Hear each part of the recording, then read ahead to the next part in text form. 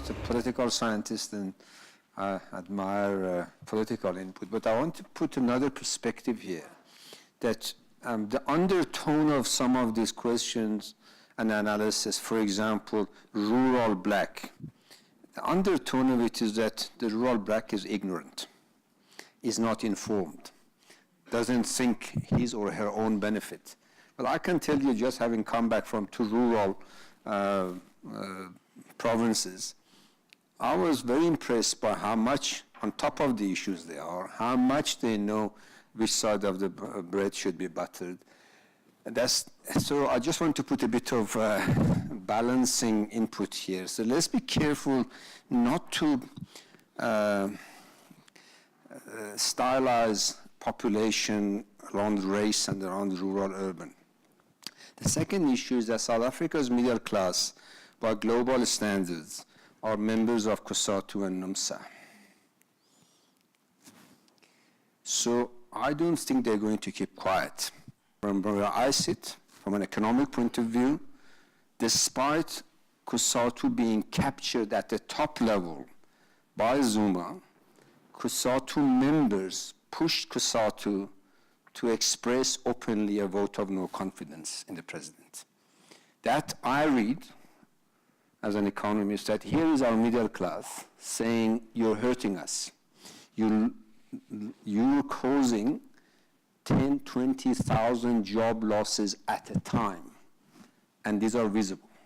So I think one of the factors that we have to enter into this equation is, sitting here, I have absolutely no doubt that 20 to 30% of our rural population is as informed, if not better informed than you and I, as to what's actually cooking. The second point is, just about 90% of our labor force, who are our middle class, are very, very alert and shocked by the damage that over the past 6 years they have experienced. Because our growth in 2009, even soon after the Great Recession, was 4.4%. Today is less than 0.5%. Who loses most in that process?